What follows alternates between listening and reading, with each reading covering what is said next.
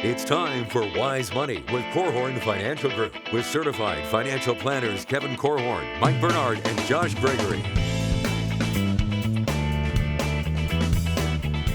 Welcome to another episode of the Wise Money Show with Korhorn Financial Group, where every week we're helping you take your next wise step in your financial life. Thanks for being here, friends. My name is Mike Bernard. I'm your host. I'm also one of the certified financial planners on the program. With me in the KFG studios, my business partners and fellow CFPs, Kevin Korhorn and Josh Gregory. Whether you're a parent of adult children, young kids, or you just hope to be a parent someday, this show is for you. I'm glad you're joining us for the Wise Money Show because we're going to be talking about how to raise financially responsible kids. We'll cover that and some listener questions on today's episode. Guys, can I just listen? can you guys just tell me? 12, 10, and 4 going on 40. I could anyway. We are going to help you with that. I mean, this is anyone that is a parent or wants to be one. You want to help your kids. And so how do you do that? How do you balance that? If you have a question for the show or have any needs, maybe some big financial decisions coming up in your world, we're here to help. Call or text 574-222-2000. That's 574-222-2000. Online, wisemoneyshow.com. Then all over social media, wherever you're at, we are there as well. All right, it's Christmas time. And, I was thinking about this. Lots of us, if you've got big family, maybe if you got kids, you're looking at, well, what gift should I give my kids? And some of them, you've got adult kids that maybe have certain needs. I remember growing up when I was a kid, all my uncles from Grandma and Grandpa would get socks, tube socks, and white T-shirts because those were needs. And I remember thinking, that's so boring. I can't wait to get some hockey cards or something, stuff I don't need, right? So it's gift-giving season. And what do you want for your kids? You want to help your kids. You want to help your kids. That is so funny because growing up, you got 3 pairs of underwear, a Matchbox car, and an orange. Nice. And that was a sweet Christmas. I hope you had fun playing with that orange. Still has it, actually. Yeah, still. So, but it, even the Bible talks about, even parents know how to give good gifts to their kids. Well, do we? I wonder about that. Do my kids need more junk? What's a true gift? And I don't want to get too deep here, but it just got me thinking. If during this sort of holiday season, parents, you want to give gifts to your kids. Well, what about the gift of financial responsibility? What about the gift of great financial stewardship and financial wisdom? How parents can you get, and good news is kids aren't going to unwrap that on Christmas morning. You have the opportunity to give that gift every day of the year. And whether your kids are 50 or whether they're 5 or 5 months, you've got a chance through your influence. And so I thought we'd talk about that. We'll talk then about giving, financial gifts later in the program and how to do that wise in this show. We'll talk about that. But for those of you that have kids that are 50 and you might be thinking, gosh, how can I help them financially? They're either doing well or maybe they're not doing well. Or you've got young kids. We're going to talk about some timeless financial principles or principles for handling your finances responsibly and sort of thread the needle to help really all of you or those of you that still hope to have kids at some point. I want to start with the basic one. We all wish that we were better at this and we would want our kids to be really good in this area. And that is managing your income and expenses. So how do you give that gift or how do you help your kids be good in that area? Yeah, and before we get into this, you've asked a great question, Mike. What gift can you give your kids at Christmas time or the holidays here? And you kind of said financial wisdom. And if you've ever taught a class on personal finance and you've asked the question at the very beginning, who in this class feels like their parents did a great job of teaching them about money? There's probably not going to be a hand that goes up. Right. And it's amazing. So if you're listening today and you think, oh, well, I've got some regrets because my children are already grown and out of the house and I think I did a horrible job, I would say don't check that energy at the door. Don't Do not. This is not a show to make anyone feel guilty or feel bad, but we want to get to some timeless principles that can help you personally, and that can help your children, whether your children are 50. I'm north of 50, and my dad has a child that's 50. Has a child that's north of 50. Isn't yeah, that, it's a really big child. Or maybe just hopefully more old than big. But yes, he does have a child, adult child. And so you say, well, how do you do this? And I love that we're going to talk about kind of blocking and tackling. And if you hear this and you think, man, I missed the boat on that, I don't think it's ever too late. It's just in our society, it can be really tricky how you handle talking about money, because that is a way that could be a way to make sure that you create space between you and your adult children, because they either might not want to hear it from you. Advice not sought is advice not taken. So they might not want to hear it from you, or there might be some baggage in a different part of your relationship that makes them unable to hear what you might have to say about money. So this, I think you said it best when we were preparing for the show, Mike, when you said we really have to thread the needle here. Yeah. Mm-hmm. Mm-hmm.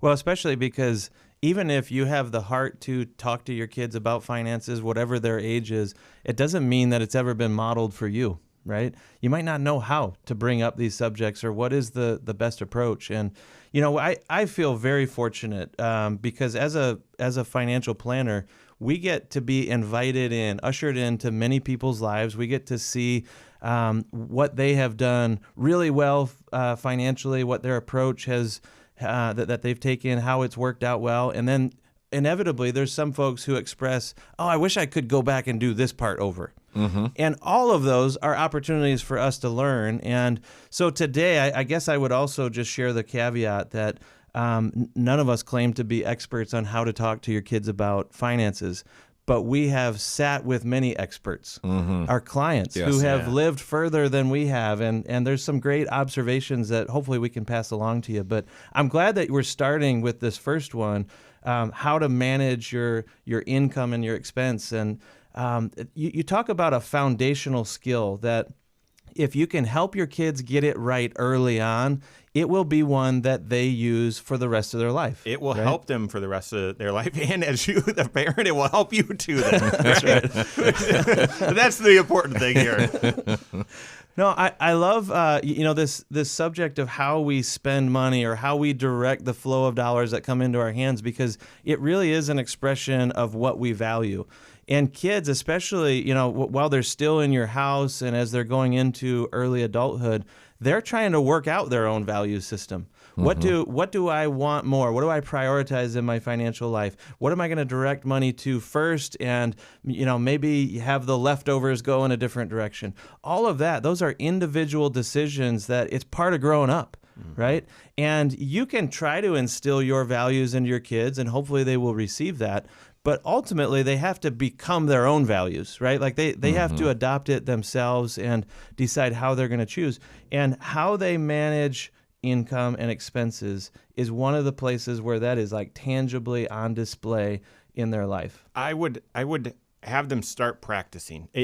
Have them practicing at a young age. And this is where, yes, this could get emotional, because you might have not helped your kids practice, and then you're thinking, oh yeah, I wish. But I would, whether that's with an allowance in middle school or something like that, have them start that budgeting process, having them track their income and decide tangibly where they're going to put it, and do that before the emotions get charged up because of online advertisements to buy this thing, or a kid saying, a friend saying buy this or whatever. Helping them make that decision first. This is where I'm going to prioritize money. Practicing in middle school, practicing in high school, and then talking to them or connecting them with your CFP to help get a 3 bank account system set up early on, in whether that's probably in college or right after college. I mean, part of this is you talking to them and them getting practice, and then connecting them with the right system and the right advisors to have them get started. Yeah, it takes actual practice to learn the lesson that I have a finite number of resources and I have a larger amount of wants and needs. I'm going to have to make some judgment calls here. Yeah. We got a little bit more to get into here to help with this foundational area. And then how do you give a young child responsibility, and how do you handle someone that maybe hasn't proven that they are responsible yet? We've got that and more coming up on the Wise Money Show with Korhorn Financial Group. Hello, YouTube. Thanks for being here. This is the Wise Money Show. What you're watching right now is our weekly 1-hour talk show that airs right here on this channel, 10 a.m. Eastern time every Saturday morning, and also on podcast at the same time, and then also a couple local radio stations as well, which is why the content's broken up the way that it is. All throughout the work week, though, we've got lots of other content that posts on this channel, more palatable, 8-10 minutes, something like that, taking one financial concept, applying it directly to your financial life. So make sure you hit that subscribe button, turn on notifications, and if you like the content, like the content. All right, we got to pick that right back up. It took us a little bit longer to get into the content, which is fine. It's good stuff. But let's pick this one back up, and then that'll flow. I mean, I don't even need to be the one that flows it into having them, get responsible and whatever. Hopefully the conversation just naturally evolves there. So, all right. All right. How do you give good gifts, lasting gifts to your kids and family members this season? And one of which is the gift of financial responsibility. We're talking through some tangible ways that you can help your kids be more financially responsible. This is the Wise Money Show with Korhorn Financial Group. Thanks for being here. My name's Mike Bernard. With me in the KFG studios, Kevin Korhorn and Josh Gregory. Every episode of the Wise Money Show is on the YouTube channel. Go check it out along with a lot of other content. Go to YouTube, search the Wise Money Show. And hey, good news. All those family holiday parties that you're going to be sitting at, just subscribe to the Wise Money YouTube channel. And, you'll sit there and you can get some financial wisdom and ignore your family.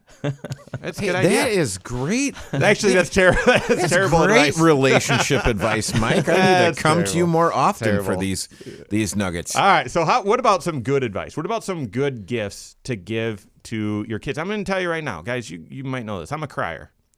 I heard that, the Cats in the Cradle and Silver Spoon recently. Yeah. Mm-hmm. As a dad, it'll just wreck you. Yeah. It'll just wreck you. I'm not kidding. I heard that, started crying. 30 minutes later, I was arguing with my kid. I'm not kidding. You can't so I guess Kevin had already given this backdrop, but this is full of regrets. It's full of emotion, full of regrets. Gosh, you're gonna get it wrong with raising kids, and especially being a good financial influence. So you don't have to bat 1,000. You don't need to be perfect. You're not going to be. Don't try to compare yourself to that standard. But what are some things that you can do to help your kids be financially responsible? And when you're talking about giving the gift of financial wisdom, part of it is just knowing your kid, because everyone is different as it relates to how do they connect to money. And I think when I was a little kid and growing up, and there was an old lady who needed her leaves raked, and so my brother and I went and we took care of her whole lawn, and she gave us each $10, which back then that was a lot of money. Wow. And I was so pumped, and I ran home and I put it in my bank. I had a little bank at home, and my brother ran to Dibbles, which is a little department store, variety, whatever store downtown, and bought candy and all kinds of other consumable things, and it was gone. Mm-hmm. And that no one had to train us to do that. And there was no overarching kind of influence saying, hey, you should really spend this money, or hey, you worked really hard, go reward yourself and have nothing to show for it. That was kind of hardwired in. So what I would encourage you to do is look, because we're in the same family. We're born 18 months apart. So what's the difference? I don't know. Can't explain it. But I know this. It's likely that if you have more than one child, you've got differences in how you should approach them. And so, and the cool thing is there are some resources online to figure out, okay, how how do I help raise a financially responsible child? How would I approach a child that's a spender and the only thing they want to do as soon as they get money in their hands is get it out of their hands, versus, and I like, I've enjoyed kind of watching my own children just kind of, hold on to their money. But, at some point, holding on to your money can become an idol in your life. Money can become something that is more important to you than people. And, if you've ever met someone like that, they're not terribly fun to be around. So it's there's a balancing act to know your child. And if you're trying to help them and give them the gift of financial wisdom, to give that wisdom to them. And I think it's easier to have these conversations when they're 18 and below, because you're kind of responsible for guidance when they turn 18 and above. If they're not coming to you and asking for it, it's a little bit more challenging, because some of that uninvited wisdom might not be appreciated. Yeah. I like how you said getting to know your kids, and I would add to that, helping your kids get to know their own tendencies as well. And obviously, the more of those types of discussions that you can have while they're in your home and while you do still have the most influence, obviously the better. You can kind of set them up in the right direction. But the only way that they can get to know their own tendencies and learn better ways of managing money is they have to at some point have money in their hands, right? So that could be raking leaves for a neighbor. It could be a part-time job. I had one client who's a friend, has kids a little older than mine, and one of the ideas that we borrowed from them was when their kids got to be middle school age, they started making their kids in charge of their own clothing budget. So whatever money that the family was going to be spending on, clothes in a typical year, that would go into an account, and the kids had to go do their own buying. And obviously parents would be accompanying them and helping them try to make decisions. But the point is they gave them some freedom and also some expectations. With our kids, we said, here, this is money for you to choose to spend, how you're going to dress, that sort of thing. But one of our expectations is when we get invited to a wedding, you're not going to show up looking like a bum, right? So you better have a pair of dress pants and some shoes that will go with it and so on. And yes, we'll teach you how to iron. But so it's not just complete freedom. There are some expectations, but then there's also consequences that they need to experience. That if they are, the wardrobe's too thin or they're missing some pieces, it doesn't mean that we're going to rush you off to the store to buy it at a moment's notice because you realize you didn't plan ahead, right? But those are the types of things. If you can give freedom with expectations and real consequences, real life consequences, natural consequences, that is a great learning opportunity. It's great practice while they're still in your home. And there are similar, things that you can be doing as your kids get into college and as they're adults. As you give them more and more freedom, they get to act more and more like an adult and deal with the side effects.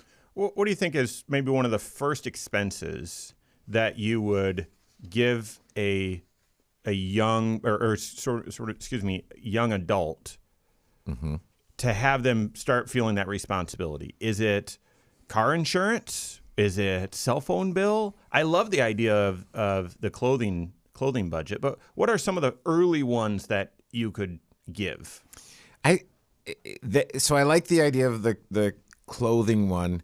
It's kind of tough because for most folks, the cell phone bill, it's just cheaper if they're on the family plan. Yeah, I'll bundle together. And so then you might be able to set it up where you say, okay, listen, you just need to push $40 a month from your bank account to mine, and that covers your cell phone bill. So it starts to give them responsibility. I'm thinking of for the starter set, it's to say, hey, what is it that you want, and find what they want, and then connect that to a cost. So we live in the country, and our backyard's big enough to have a full-size soccer field in it. My boys were fairly confident they were going to be pro soccer players, so they wanted some soccer goals. So I said, okay, well, you need to juggle. Basically they had to do a certain amount of soccer practice every day for 30 days straight. I said, as soon as you do that, we'll get the goals. And it took a few months before they could do that, but they did it. And for the they wanted phones, right? Because their 3-year-old friends have phones, and so it's like, okay, we need a phone too. And I said, okay, listen, I will buy you any phone you want, whenever you want, and we'll get it in service as soon as you can type 60 words a minute, because you're going to spend a good chunk of your life and certainly your academic career at a typewriter. I don't think so, Dad. Okay. So in front of technology. Yeah, in front of technology. And there's nothing you can really do with technology if you can't type in words and that sort of stuff. And my favorite one was they wanted an Xbox, and I said, okay, read Rich Dad, Poor Dad, and give a book report to my 2 business partners. Yeah, that was fun. And it was fun, and they, long after the Xbox has broken and it has been given to Goodwill, they still remember Rich Dad, Poor Dad. Yeah. That's awesome. Yeah. So those are good. I'm trying to think back to mine. I think I started when I got my first job, I was responsible for my own gas in the car. So that's an easy one. Hey, if you got your own gas, or if you're using mom and dad's car, you got to fill it up if it needs gas. And then the other was your own shopping and clothes. I think that stopped when I became a busboy as well. And then one of the benefits about late adolescence is moving out of the house, because then you get to feel utilities and you get to feel rent and some of those expenses. Mm-hmm. What do you do then? How do you help a child that's maybe had some opportunities to show they're responsible and they've shown the opposite? What do you do there? We've got that and more coming up on the Wise Money Show with Korhorn Financial Group. It's really good. So a little bonus content. I do love the idea early on of tying something to something else. Mm-hmm. A wise habit connected with a guilty indulgence, right? Or some sort of... Or just what's the... Because here's the problem. I think quite often, and I'll just speak for myself, I have a stunning lack of creativity. Because the way that you can lack creativity is say, well, here's a problem, therefore the solution is money, right? How do we appreciate this person? Money. How do we do this? Money, money, money. No, stop that. Mm-hmm. Stop it. What's the required sacrifice in order to have this thing? And connect, because you want to connect these things. Okay, so a couple quick questions, and we're not going to get to this on the air, but you guys a fan of allowances? Sure. Tied to chores? Absolutely. Okay. We used to be, but we stopped doing it. Yeah. I've heard some say we do chores because we're part of the family, and it's kind of contributing to the household and everything. Mm-hmm. We do try to give our kids opportunities to earn money around the house, so it's not every week it's my turn to take out the trash or my turn to clear the dishwasher or something like that. It's, hey, we're doing a project outside. We need some more hands to help. Would you guys like to earn some money? Mm-hmm. And they can make a decision on do they want to or don't they. Mm-hmm. And there's a lot of projects that I get done on my own because they're too busy, playing games or having fun or whatever. But the fun thing is if you say, hey, there's a few dollars an hour involved in this program, and if you grab some of your friends, because that makes it really fun. Yeah. So I can't tell you how many times the Davis twins were over at our house, mm-hmm. and they were earning money in the backyard with my boys. Mm-hmm. And I just think if the nice thing about either an allowance, and I could argue both ways on that. I'm like, yep. Well, you're part of this family, so here's what we do. We put energy into the family. So there's you emptying the dishwasher is putting energy into the family. And so should I give you money for that? The nice thing about meeting out small amounts of money at a time is it gives them a chance to learn and to make mistakes that aren't that are holes in the boat above the waterline. Quick take. Right. You pay for grades? No. What do you think? Pay for grades? It depends on the person. Certain circumstances you may want to, but I think on a universal basis, I think there's more drawbacks than. I mean, the pay is the skill, and the pay is the future opportunity. If you tie a short-term win with that, you might start kind of cutting the circuit between the law of the harvest. Yeah, if you read Carol Dweck's book, Mindset, you would almost want to, if I recall correctly, you'd almost want to pay for effort, not results, which is confusing because that's not how it works in the real world. Right. But I mean, really, if you were going to pay, because we never paid for grades, but I said, we'll basically, if you get scholarships to college, we'll match what you get. Yeah. Interesting. So, all right, third segment. So we need to sort of round it out. I'd like to hit helping kids that need help. Mm-hmm. And then that can hopefully flow right into debt. And then I want to hit investing as well, because I don't have the research right in front of me, but kids that are getting their financial start at a time that's bad in the stock market tend to not invest. And that's what we got right now. So I want to get into that all in the third segment here. Mm-hmm. So. How can you help your kids be financially responsible? Some high level kind of overarching ideas, but then some tangible as well. That's what we're helping with right now. This is the Wise Money Show with Korhorn Financial Group. Thanks for being here. My name is Mike Bernard. With me in the KFT studios, Kevin Korhorn and Josh Gregory. Every episode of the Wise Money Show is on podcast, wherever you listen to podcasts. Go check it out. Search the Wise Money Show, subscribe, or follow us there, whatever your platform allows, and then rate the program. We appreciate that feedback. Thank you very much. All right, so we're talking about how can you give a timeless gift to your kids, and that is helping them be wise and responsible financially.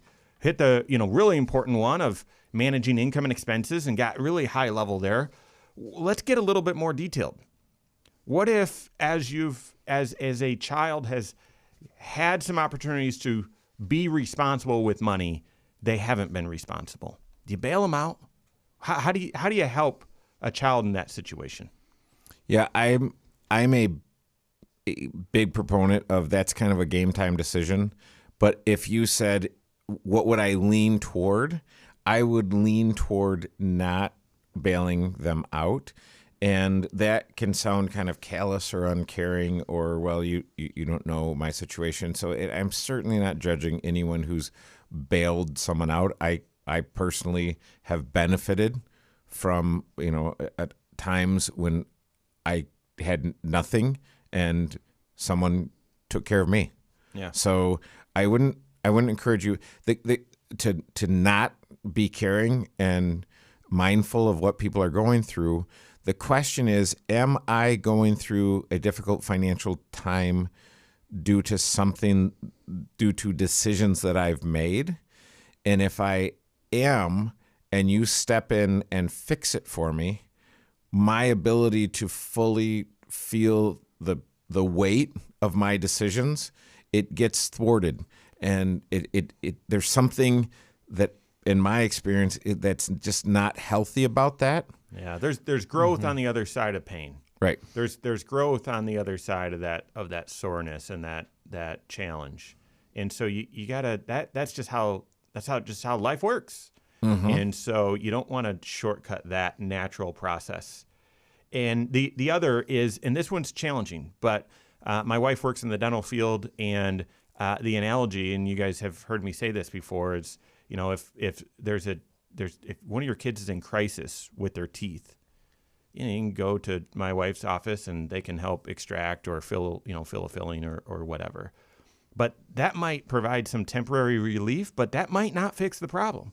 Mm-hmm. If the problem was eating too much junk food, not brushing your teeth, having terrible hygiene, that sort of stuff, that short-term fix might feel good and you might feel like, okay, now I'm better, when you're not, because the problem is deeper than that.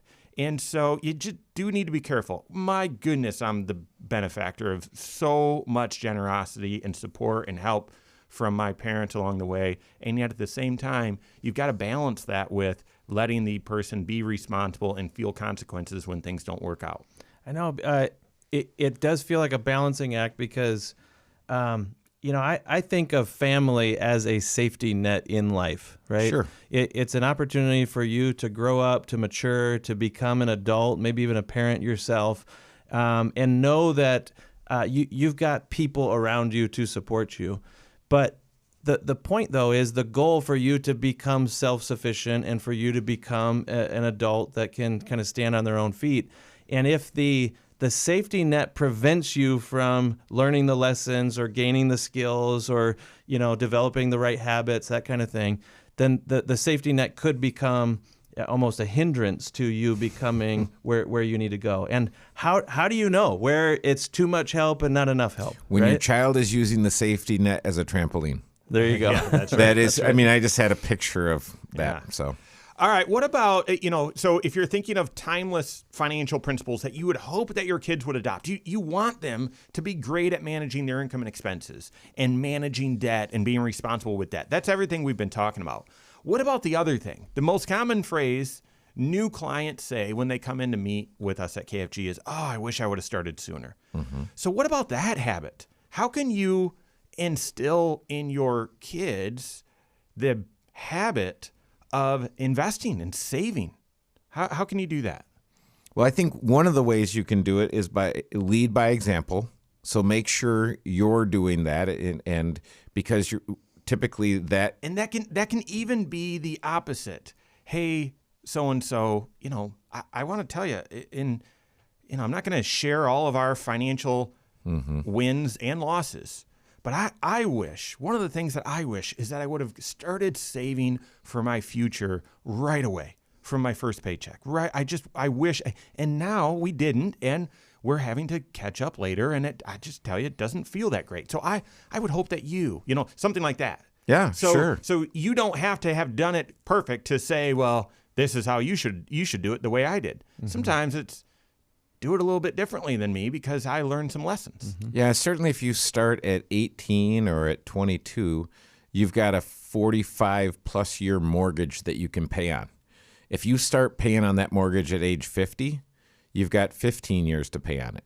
So the longer you can pay in and the longer your dollars have to work for you, the better off you are. And if you can encourage someone to forego a little consumption and to put that towards your future, that to me, that just helps. That just helps people's psyche. Yeah, it does seem like it's important that you help your kids also have some early wins. There are some folks who start out first job, they're gathering some cash, and maybe they're getting started in their career in the pandemic, and they get sucked into some of these meme stocks or speculating in certain quote unquote investments. Although we wouldn't call them actual investments, you're just betting almost, and ultimately getting into some things that they didn't really understand. So helping them to figure out which investment opportunities match my skill set right now, and helping them, maybe get some of the timing right. Here we are in a bear market. What a wonderful time to get started investing, because you're buying in at better prices. There are going to be bargains that are created in an environment like this. If the oldest saying on Wall Street is buy low, sell high, guess what? We get an opportunity to buy low. And they're not going to have to wait years and years before they see that investment, that sacrifice of cash that they could have gone and spent, but instead they invested it for the future, is starting to reap some rewards. It's starting to grow. It's starting to have some positive outcomes. And so teaching them how to take advantage of these types of opportunities, which is exactly the opposite of what most people's emotions would want to do right now. Yeah. Right. So if you can help them borrow some of your courage, or see some of your timing or some of your opportunities that you see, and ride along with that, then those are some things that ultimately are formulating their worldview when it comes to investing. I was just going to say that. I mean, think about all of the ancillary perspective and opinion that has landed in a child's or a young adult's brain right now without much context. Stock market's bad, stock market's going to drop, we could be in a recession, all the political garbage and everything. And And all of that, what do you think that's shaping in their kind of feelings about investing? The data suggests that kids that are becoming adults during bad times in the stock market, they fear investing and they don't get started, when in fact that's exactly the time when you should get started. And so a couple ways to do that is maybe teaching them about the Roth IRA. And if they're working, teaching about the Roth IRA and then maybe matching a contribution to it. And so that's one option. Two, if they are intrigued by the fool's gold of meme stocks and those sorts of things, helping them say, well, your core long-term savings are this, and how about let's limit 5% of that can be sort of play money, something like that. And so you can dabble and play, but you're also being responsible with some long-term dollars as well. I think the overarching importance is helping your kids not only have that financial responsibility of managing income and expenses, but also helping them understand and feel that sacrifice in the short term for that long-term savings. I think that habit we would all want as parents, we'd all want our kids to have that feeling and have that habit built, start practicing that as early as possible. All right, so giving financial gifts to your kids. What are some ways that you can do that here during this holiday season? We've got that as well as listener questions. That and more coming up on the Wise Money Show with Korhorn Financial Group. All right, so Kevin spooked me last time, but it certainly does feel like we're entering the 5th or maybe 9th segment. You got to tell me that we're we're going into the 4th. All right, so we'll launch it. Thanking auto owners for their sponsorship. We're gonna ask a question about how much money can I give to my kid without it being taxable. So we'll hit that one first, and then we'll get into the when do I add my kid to insurance. So those are the 2 questions we'll hit. Say the first one again. How much money can I give someone else without it being taxable? Because that changed. Well, it changed this year, and it's going to change again next year. So it's 16 this year. 17 next 17 year. next year. So, all right. Thanks for being here. This is the Wise Money Show with Korhorn Financial Group. My name is Mike Bernard. With me in the KF2 studios, Kevin Korhorn and Josh Gregory. Stay up to date on all Wise Money content. Find us online, wisemoneyshow.com, and then all over social media. Wherever you're at, we are there as well. I want to thank Auto Owners Insurance for sponsoring this segment of the Wise Money Show. They do so faithfully and have done so for the past few years. So work with your independent agent, and thank you, Auto Owners, for your sponsoring. We're into questions from fans of the show. This first one ties right into the kind of headlining topic of today, and that is, how much money can I give someone else without it being taxable? We get this question all the time. These numbers have changed, but let's provide that number and then also some perspective.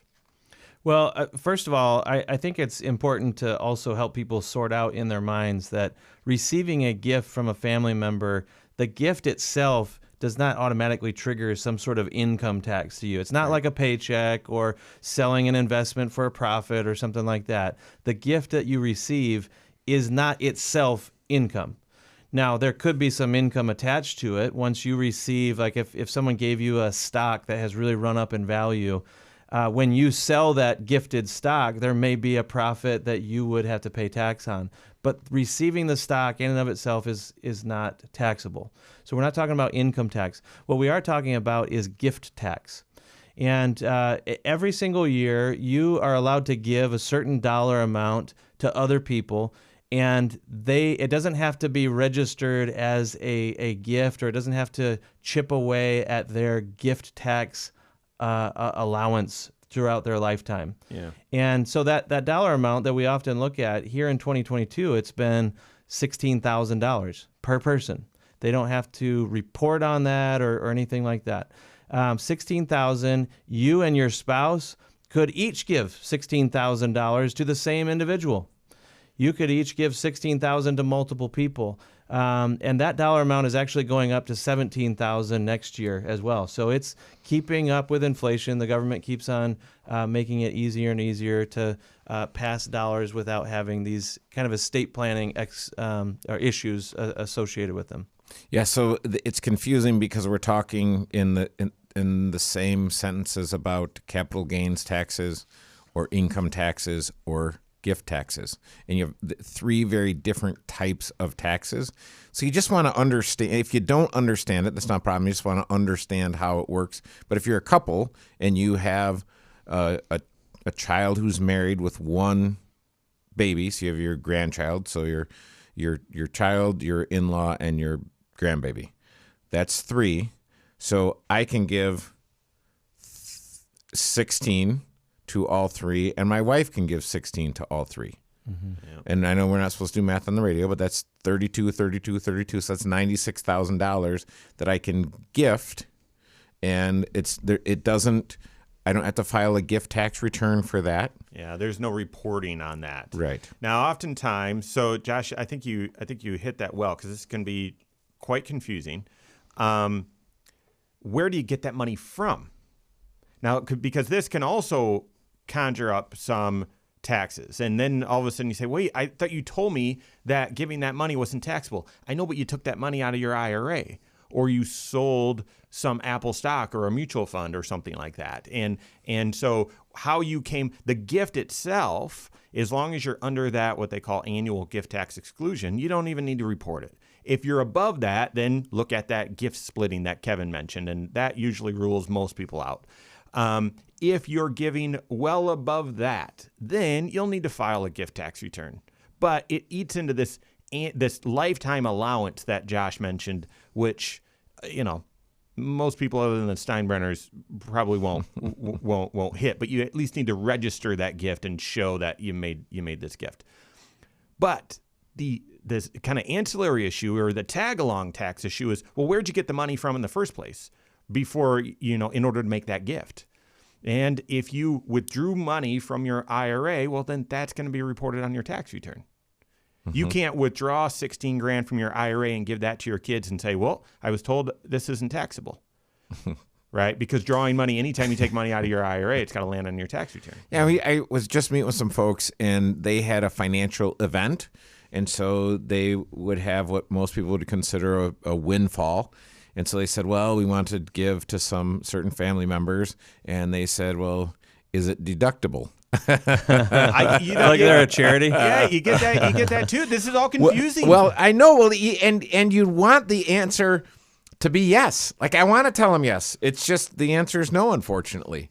So, and one of the strategies as it relates to this is, if you have highly appreciated assets and you have kids in lower tax brackets, don't sell it yourself and give them cash, or even don't give them cash. Give the children highly appreciated assets. Let them sell those assets immediately, and they're likely in a low tax bracket paying zero on their capital gains. Mm-hmm. Mm-hmm. It sure would be nice if you could gift some of your IRA to someone else. They don't let you do it. You just have to die. Yeah, you just have to die to do so. Yeah, I'm not willing to do that. Thanks, though. All right, next question here. When do I need to add my child to my insurance? My oldest is in driver's ed. Hey, hang on. Let's say a quick prayer. All right. So how does this work? What are they starting kids doing driver's ed at 12 now? 13? So I have my oldest is in driver's ed now. Okay. And he's only 14. It's crazy. Yeah. So in Michigan they do things a little different. And can you text me before when he's out and about? Yeah, just so I'm aware. Oh, the man. general area. It is terrifying too, because his class, he started driving before he had learned any of the rules about the road. In fact, I'm taking him to his first drive, and I'm having to point out to him, okay, this flashing yellow, what does that mean? And what does yield mean? And he's like, I don't know. They haven't taught us that yet. Okay, so wait a second. Has he learned the Michigan turn yet? No. So in Southwest Michigan, There's not a lot of Michigan turn, but if you get a little bit north, the Michigan turn is a thing. And those of you from other parts of the states, it's a good way to get yourself killed. Yeah, really, that's exactly. it's scary. It's basically they instead of left turns, they build U-turns into every intersection. Yeah. And I personally like it. I really do. But and it's not built into the intersection. You have to go. It's past the if you want to intersection. go left. You don't go left there. There's not a turn lane there. You go through the intersection and then into Do a the U-E. Yeah, That's right. crazy. all right, so when do you add them to insurance? So You know, first this increase is- your life insurance, right? Yeah, So you first exactly. increase your life insurance, and then No, so until your child is actually driving and has their driver's license, you're not actually rating them to a vehicle. They can't go out and drive on their own, that sort of thing. And I actually had to check in on this with my insurance agent here at KFG, and after we all kind of lamented, like, how in the world are these kids old enough to drive? And she assured me, no, when he turns 16, I happen to have my insurance with auto owners. Okay. And every insurance company does the rating of drivers to specific vehicles differently. Sometimes they'll take the youthful driver who's going to be the most expensive, and they'll put them on the most expensive vehicle. And, it's a way that they're covering themselves in case, your son or daughter borrows the keys to the really sweet car. And that's the one that they get the fender bender with or whatever. But in our case, it's going to be based on, we can rate him to a specific vehicle. And, this is just one of those things that you never give any thought to as a parent or as a driver until it's happening to you. And so I think it's important to be having these types of discussions with your agent well before you get there, because it's part of your budgeting too, right? Yeah. And, we've been doing a show about how do you involve your kids in making wise financial decisions? How do you instill in them financial responsibility? This might be an area that you want to open your kids up to say, listen, when you're a driver, one of the responsibilities of being a driver is you have to provide insurance to protect yourself and all the other drivers on the road with you. And so if you're going to drive our vehicles, you're going to help pay for that, maybe. These are decisions that you get to make as a parent, but I would want to know before I get to those driving years, how much do I need to be budgeting for this? How do I brace my kids for it? That kind of thing. Yeah. Working with your CFP, hopefully that CFP is in collaboration with your home and auto insurance agent, and you guys can talk through that and plan for changing coverage, having the right drivers rated on vehicles, that sort of stuff, and you can plan through that. All right, that's all the time we have for today. On behalf of Josh Gregory, Kevin Korhorn, all of us at Korhorn Financial Group, have a great weekend. We'll see you next Saturday for the Wise Money Show with Korhorn Financial Group. Securities offered through Silver Oak Securities, member FINRA/SIPC. Advisory services offered through KFG Wealth Management, LLC. Doing business as Korhorn Financial Group. KFG Wealth Management, LLC and Silver Oak Securities Incorporated companies are unaffiliated.